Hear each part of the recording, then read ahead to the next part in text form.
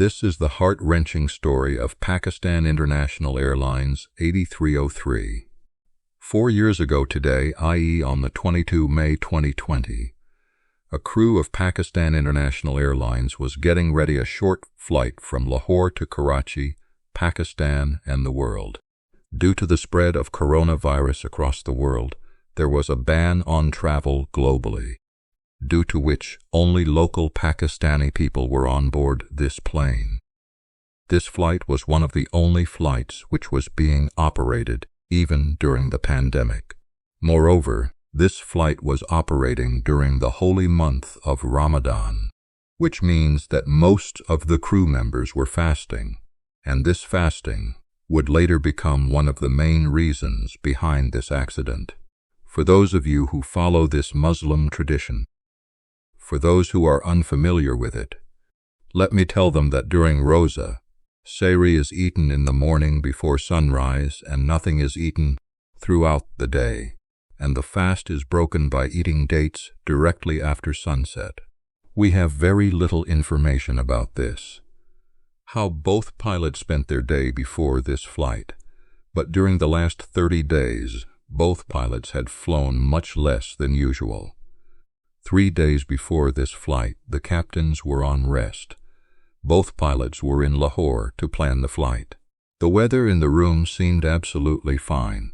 There was only a possibility of some storm in Lahore after noon, and the visibility in their destination, i.e. Karachi, was fine, but light to sometimes strong winds were blowing from the southwest direction.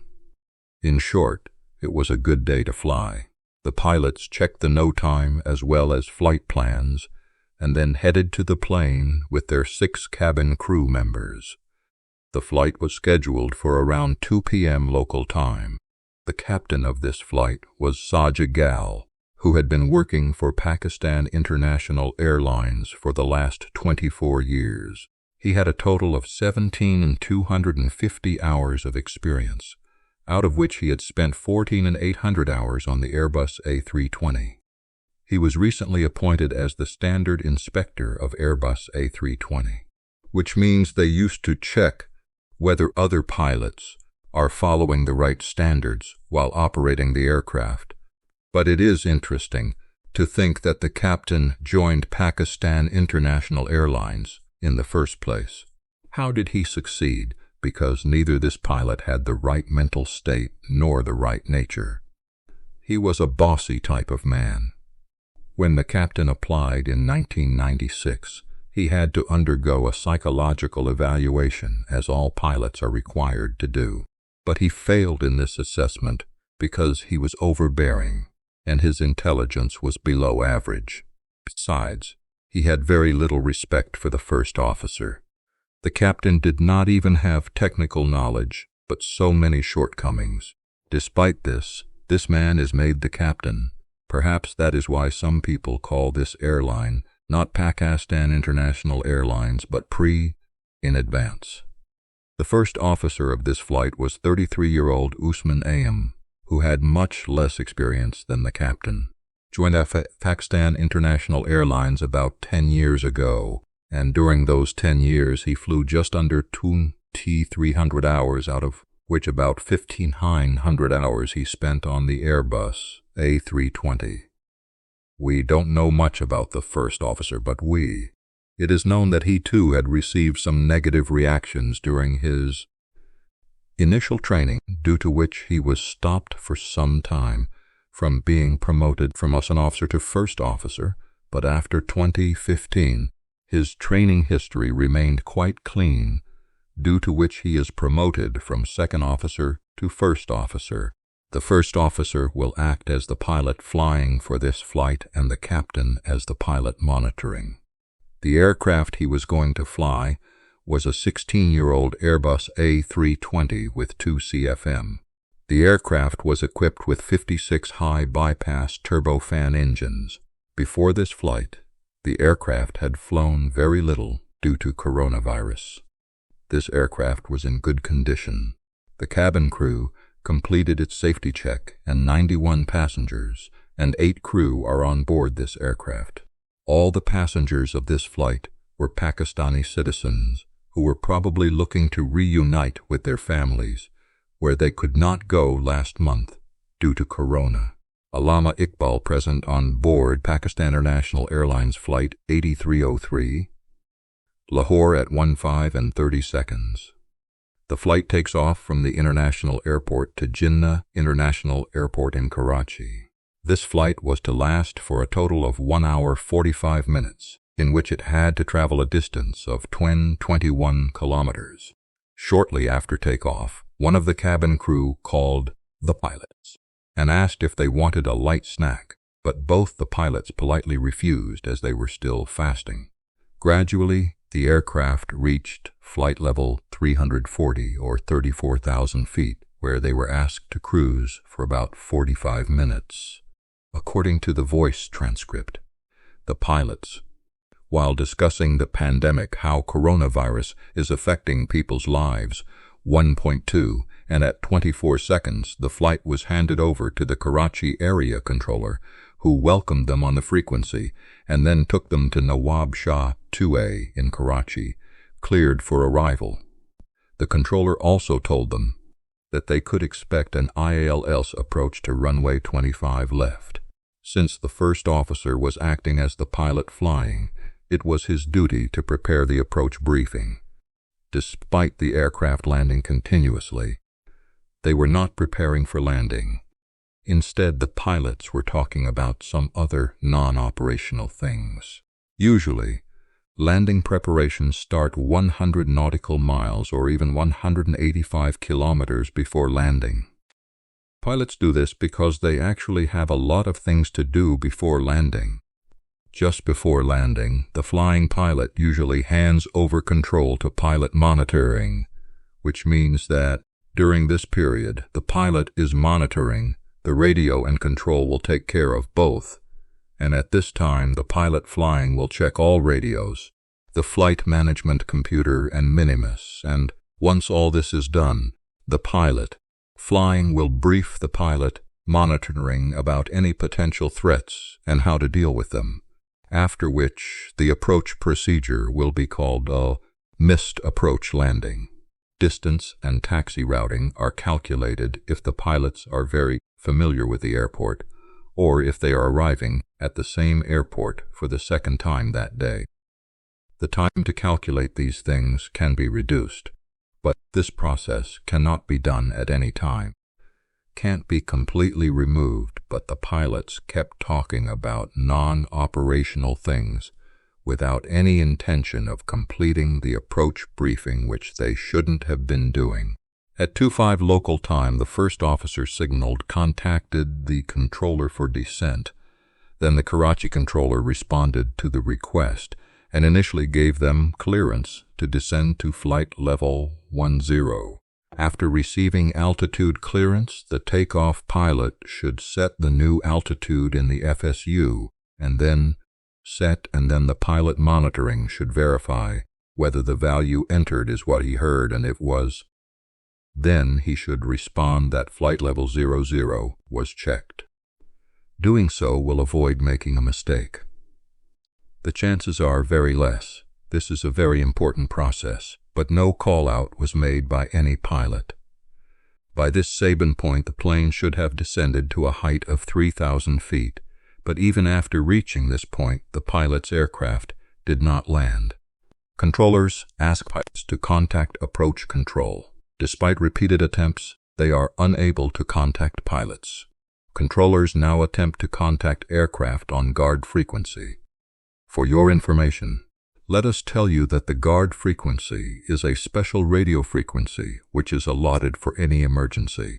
It is a frequency which is used for mutual communication between the controller and the pilots, but after calling on the guard frequency twice. Despite this, no response comes from the pilots.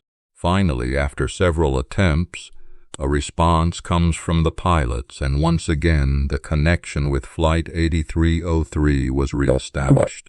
When the aircraft was handed over to Karachi approach, they were given clearance to descend to 3,000 feet.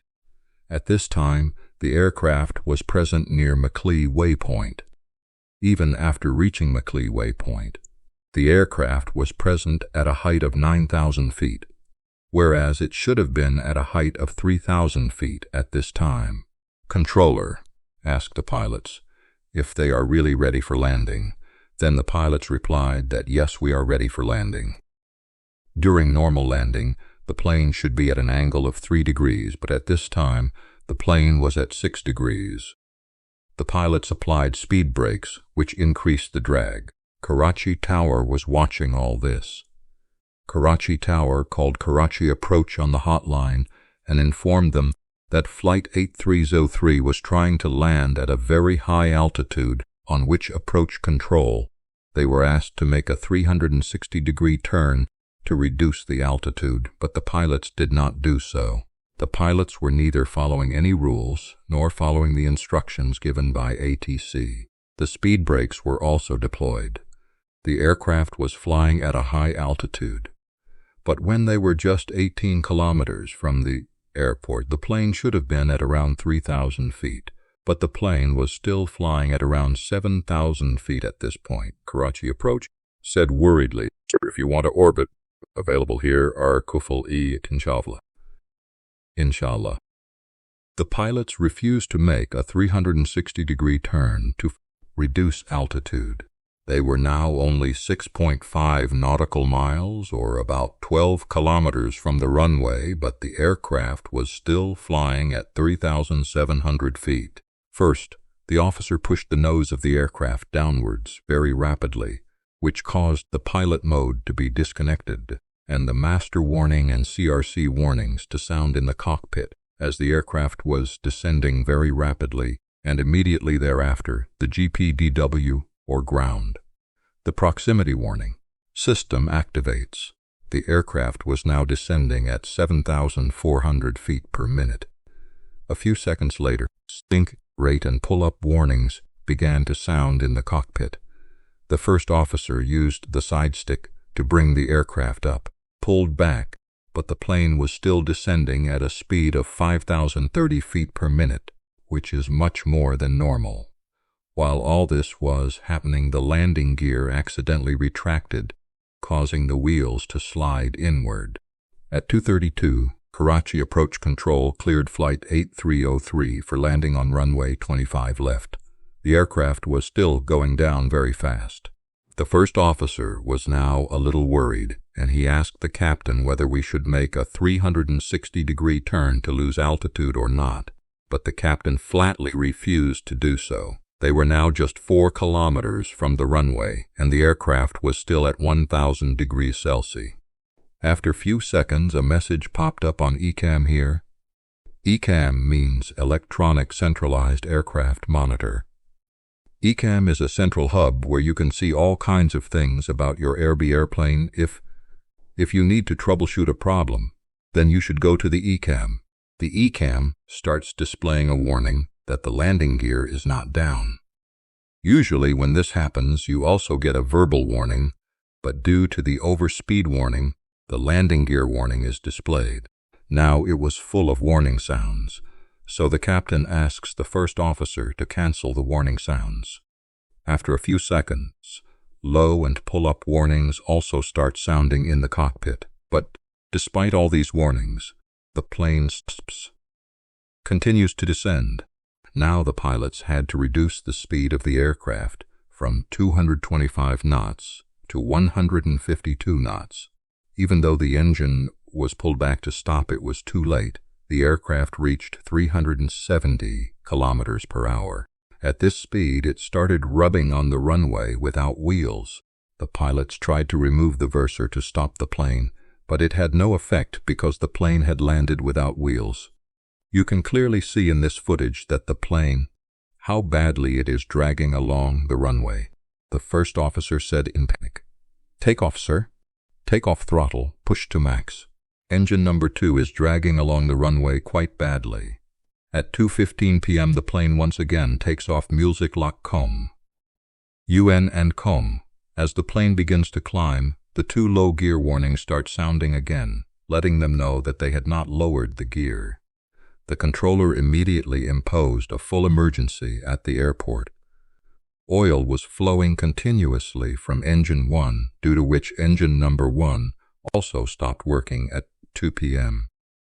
Pakistan International Airlines Flight 8303 is now in one of the most densely populated areas of the world. One was flying like a time bomb.